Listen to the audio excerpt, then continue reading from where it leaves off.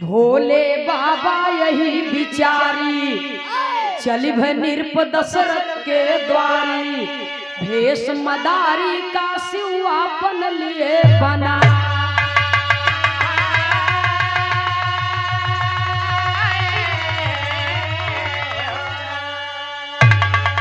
बजाते डमरू भोले दनिया, चल भय अवध की सले टांग बगल में झोला। बजाते डमरू भोला दनिया,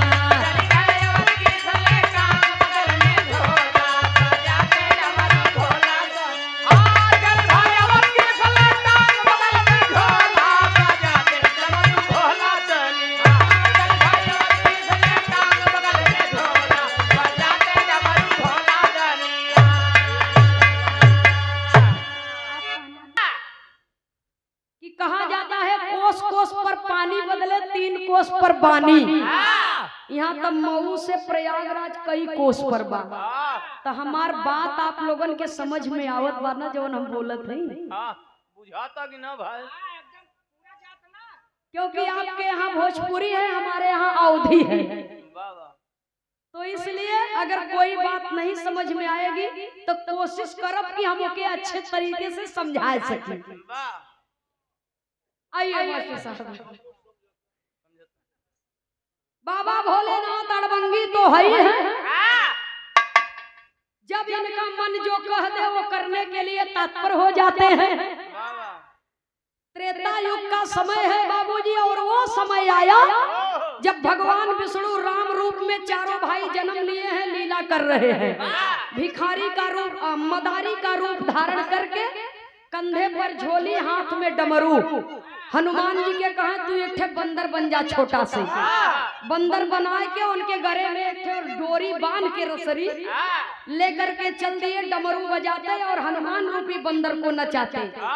जब लेकर के चल दिए तो हुआ क्या? बिरहा में एक लाइन तर्ज का भाव है मास्टर साहब।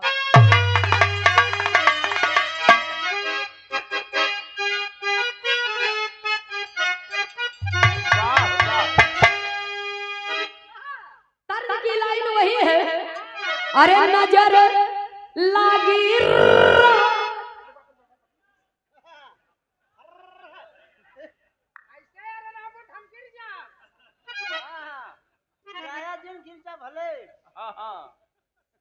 हम तो है कुछ थोड़ो कहा था कि कबो कबो मतारी बहन लोग गावत थी तो मजाक में ऐसे गा देती। तू चिहुको मत तो है ढकेलब न हो।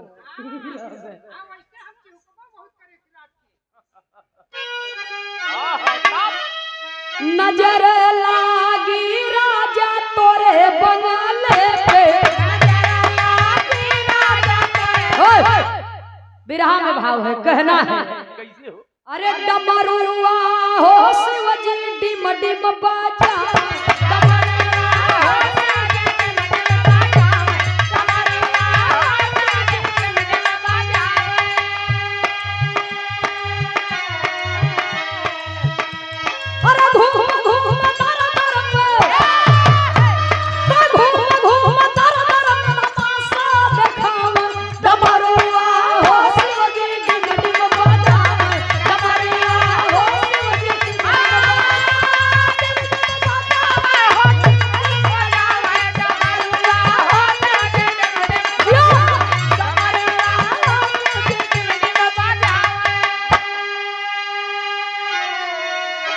अरे डमरू बजाते धरे शिव डगरवा, संगवा में हनुमत रहले बनरवा।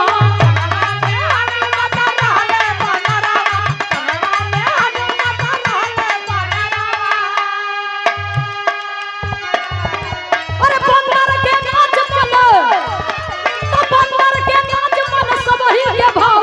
डमरुआ हो शिवजी डिम डिम बजावे।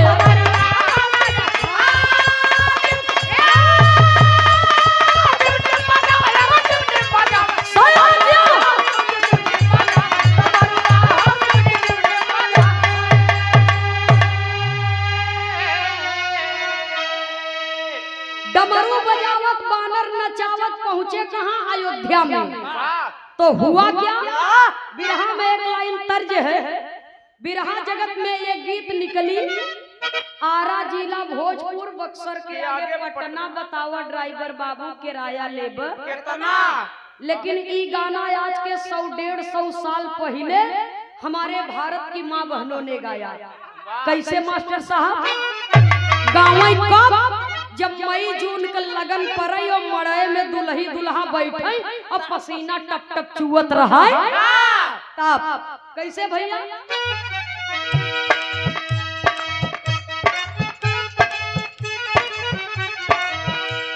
सास बोले कड़ुई बोली, सास बोले कड़ुई बोली, सरहद बोले नरमी, तनी हटके बैठा है दुल्हन के होले गर्मी, तनी हटके बैठा है दुल्हा।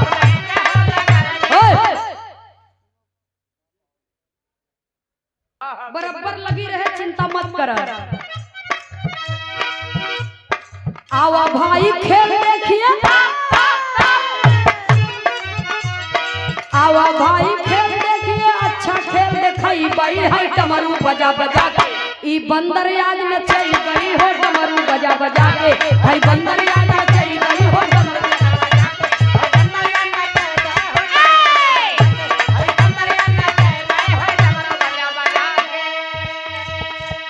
नर और नारी आवा बूढ़ावा जवाना,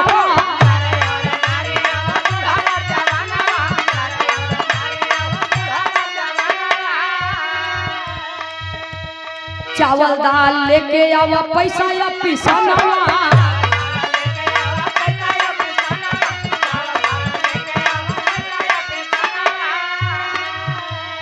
हमरे नाही खेती बाड़ी, हमरे नाही खेती बाड़ी, इहे कमाई खाई बाई है डमरू बजा बजा के।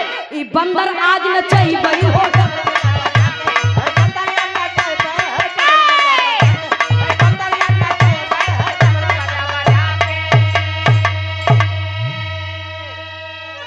मदारी रूपी बाबा भोलेनाथ अयोध्या वासियों से कह रहे हैं कि मेरे पास भोजन के लिए कोई खेती बाड़ी नहीं है।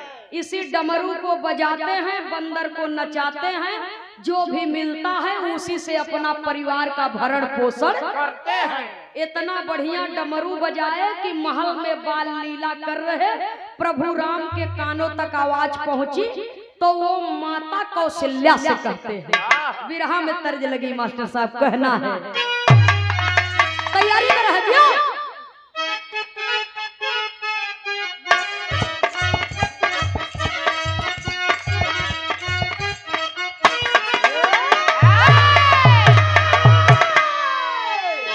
लागली बजरिया गमपुर हो, हीरा रतन बिका, लागली बजरिया गमपुर हो, हीरा रतन, लागली बजरिया गमपुर हो, हीरा रतन बिका। अरे चतुर चतुर करे सौदन हो, मूर्ख खड़ा पछताए। सिर्फ प्रभु राम बाल हट कर लिए, और 3 हट ये दुनिया में बहुत कठोर होता है। कौन कौन? राजहट, बालहट, तिरिया हट। बाल हट कर लिए तो हुआ क्या? अच्छा श्रीमान, प्रभु बोले माता से बयानवा न हो, सुना बतिया हमारा। प्रभु बोले माता से बयानवा न हो, सुना बतिया हमारा। प्रभु बोले माता से बयानवा न हो, सुना बतिया हमारा। अरे कहाँ रघुराई माता माना मोर कहानवा, डामरू दीवा के पूरा कई दया रमाना, डामरू दीवा के पूरा कई दया रमाना, डामरू दीवा के पूरा कई दया रमाना। अरे नहीं हम करब न भोजन न हो, सुना बतिया हमार। कौशल्या कहा बेटवा कोई के पेट पर लात मारे के लात चाहिए न चाहे, लेकिन हट कर लिए तो कर लिए। माँ समझाती है अपने बेटे को, लड़का दीदी आई मान जा लाल के था में झुआ खांची में दूध धराला। गजब आदमी हुआ भैया। हाँ ऐसे कह न। माई कौशल्या समझा रही है, गाना करीब में है, कवि को संकेत करना पड़ा। बिरहा में एक लाइन तर्ज है, तर्ज उस जमाने का है जब बियाह बारात में डीजे नहीं चलता था, तब बैंड पार्टी चलती थी और उसमें एक कलाकार रहता जो लेडीज की आवाज में गाता था और जेंट्स की आवाज में भी गाता था। उस समय का एक गीत था, कैसे मास्टर साहब?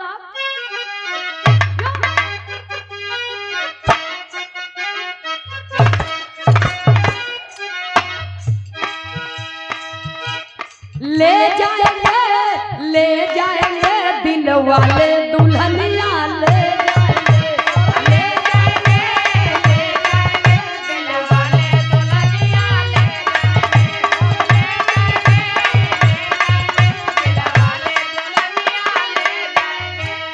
मान जाएगा लाल मेरी बचनिया, मान जाएगा लाल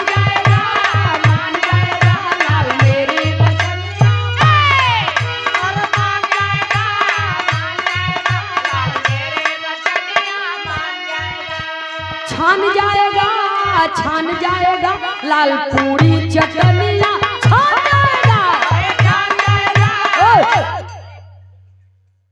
माँ कौशल्या समझा रही है, खइहो नहीं लाल फिर क्या करोगे, भोजन न करबो तो भूख मरोगे। जान जाएगा लाल त्यागो नदनिया, जान जाएगा बचपना त्याग दो बेटा, किसी के पेट पर लात नहीं मारना चाहिए, रोजी रोटी कोई के छीने के न चाहिए। तो प्रभु राम कहा न हम खा न दूध पिया न सोऊ न मुत्ती करब, राम कहत रहे हाँ इनके मौसी की लड़का रहे कहे होई भाई लड़कपन में। सुनने वाले बाबूजी जब जिद पकड़ लिए, माँ कौशल्या समझ गई कि अब ये मानने वाले नहीं है। महाराज दशरथ जी के पास में खबर गई। उस समय दरबार में श्रृंगी ऋषि वशिष्ठ मुनि जी, नारद जी भी बैठे थे। सब लोग पहुंचे मदारी रूपी बाबा भोलेनाथ के पास में और अपने बेटे को डमरू देने के लिए मनाने लगे। और जब मनाने लगे तो हुआ क्या, एक पारंपरिक गीत है, कैसे मास्टर साहब?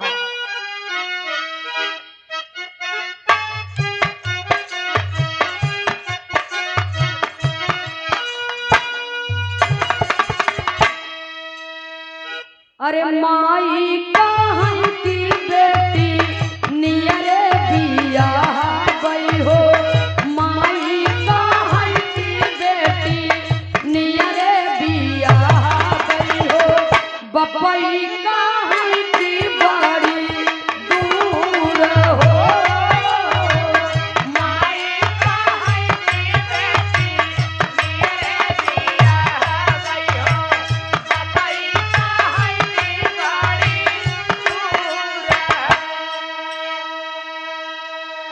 भैया हो। इत तरज का लाइन बा, लेकिन गाना में कितना सुंदर भाव दिए कवि जी। अरे बोले हम दशरथ दारी दादा मारू हो, बोले हम दशरथ दारी दादा मारू हो, देवई की बतिया चुकाए हो,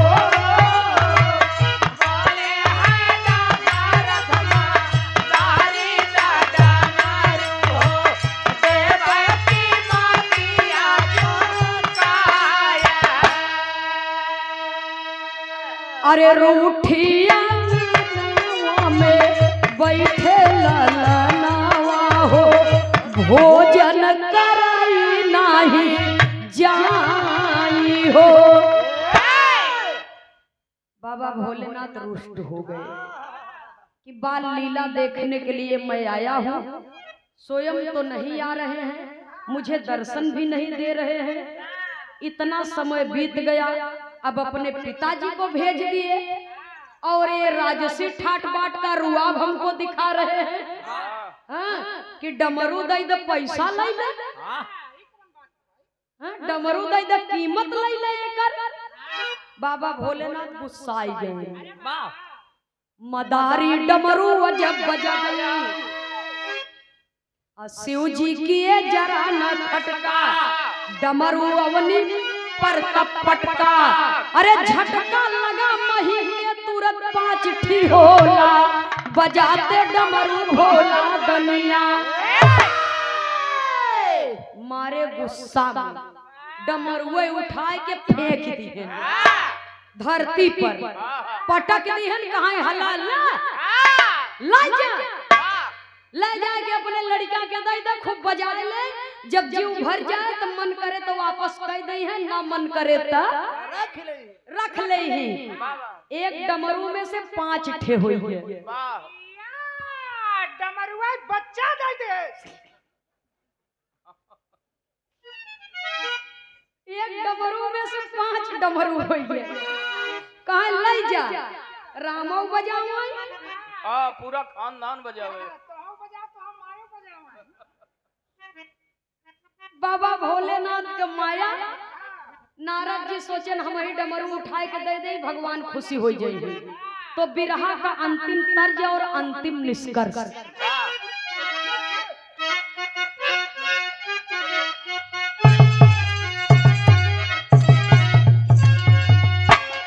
चलते मुसाफिर को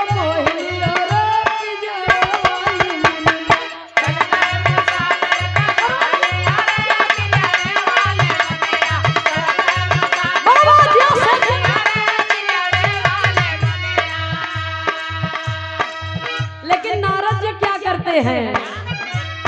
नारद जी हाथ लगाई दिए हो बनवा के दुल्हनिया।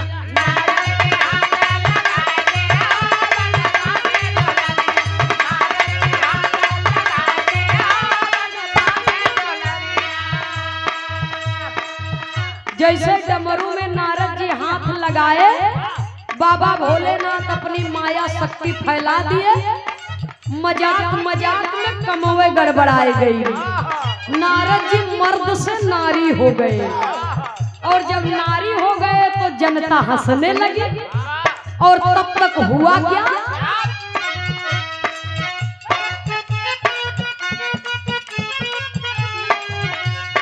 दशरथ वशिष्ठ और श्रृंगी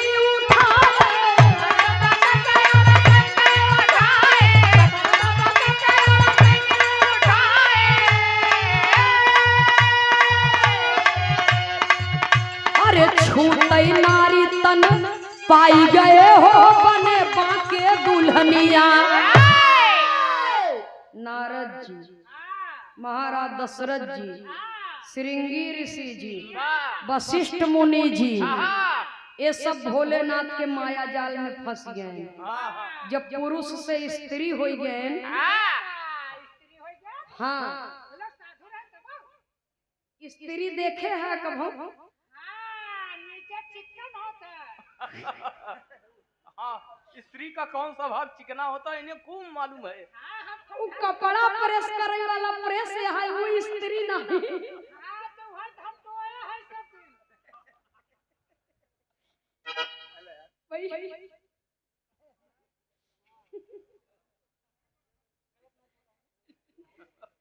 नहीं तो क्या कहत कि तू गलत बोलत है। The Apex nursing home and trauma centre, Yadav Nagar, Imiliya road, Sona D मार्ग, बेलथरा रोड, बलिया से आपके कर कमलों द्वारा ये the Apex nursing home and trauma doctor साहब लोग कहे जा। जरा गौर करेंगे, खैर हंसी मजाक भी होना जरूरी है। सूरदास जी की बात भी एकदम अपनी जगह पर फिट है। सुनने वाले श्रोता सज्जनों, अब हमारे बिरहा का निष्कर्ष सुन ले। जब चारों जने मेहरारू हो गए, बाबा स्त्री हो गए, नारी हो गए, अब समझे? हाँ, ना उसको नाली कहते हैं। हाँ, जो तोहरे शरीर में दौड़त बा वो नारी है वो। हाँ, और जे तोहे पैदा की वो नारी है। हाँ, हमार बाबू नहरा है।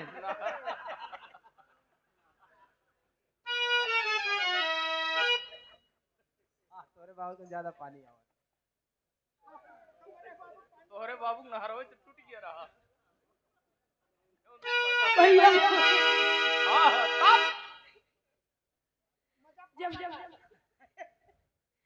जब चारों जने स्त्री हो गए तो देखत हन हम सब कैसन हो गए। पहले कैसे रहे अब कैसे हो गए। ई बदलाव इतना कैसे हो गया।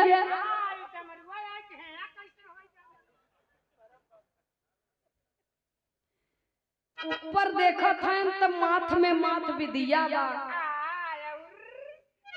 और नीचे जात हन तो निकुरा में नथिया चमकता, और नीचे जात हन तो गले में हार चमकता, और नीचे जात हन तो हाथे में चूड़ी कंगन, और नीचे जात हन तो कमर में करधन बा, और नीचे देखबन पूरा नेटवर्क गायब बा। पूरा का पूरा कलपुर्जा चेंज है। अर्थात पुरुष से स्त्री हो गए, लज्जित हो गए, शर्म के मारे अपना सर झुका करके खड़े हो गए। पब्लिक में हल्ला हो गई, सब लोग बाबूजी मजाक करने लगे, हंसी उड़ाने लगे।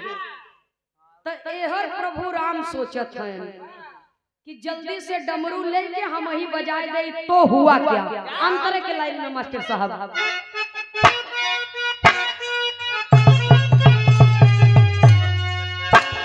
शिव के चरित्र लखी प्रभु सोचे मनवा,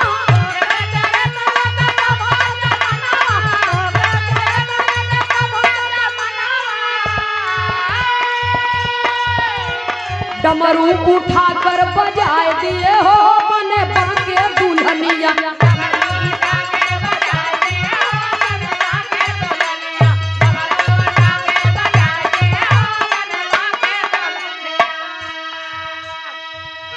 लगे डमरू को बजाने प्रभु राम। तो जब दो शक्तियों का मेल होता है तो अनोखा खेल होता है।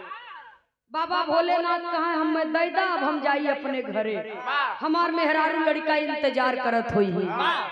मारे गुस्सा में बाबूजी राम भी उस डमरू को धरती पर फेंक दिए। एक बार बाबा भोलेनाथ पटके थे तो 5 ठी हुआ था, और दूसरी बार जब राम उस डमरू को पटक दिए तो 5 फिर हो गया। 5 दूना 10 हो गया। कहा हेमंत से जौन तुहार असली हो लेके जा, हमको मार दंगा आपसे नहीं करना है, जो आपका हो आप लेकर के जाइए। तो हुआ क्या, डमरू उठा बने शिवलू भैया,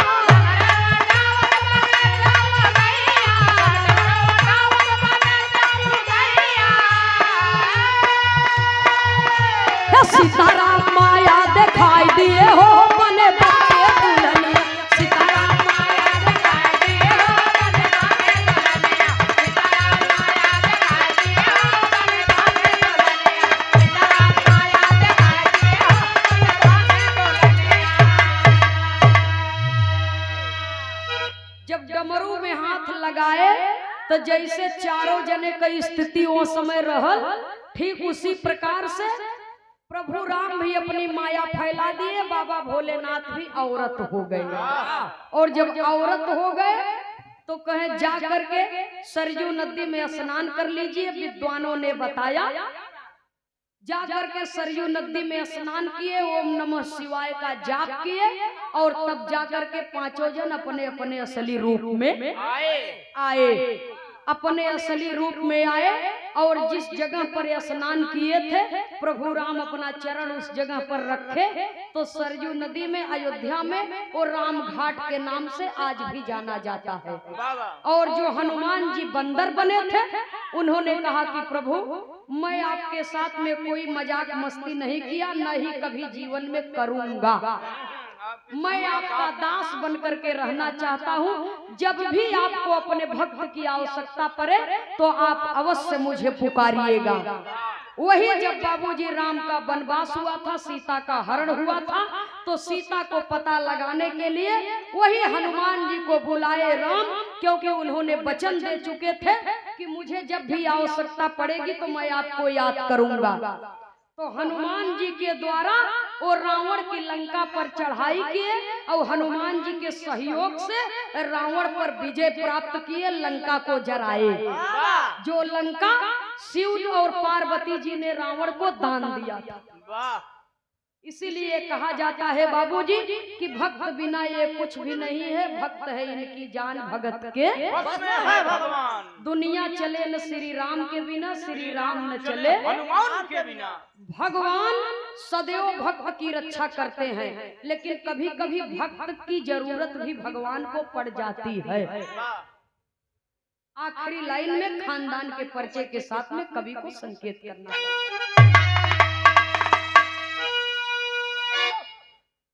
अरे सीताराम हित स्वर्ग सिधारे,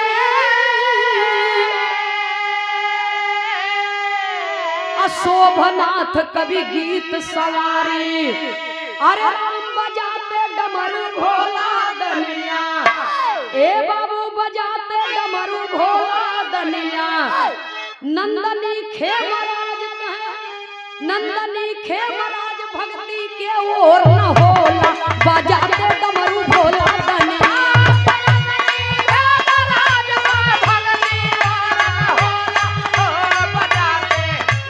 जय हो जय हो।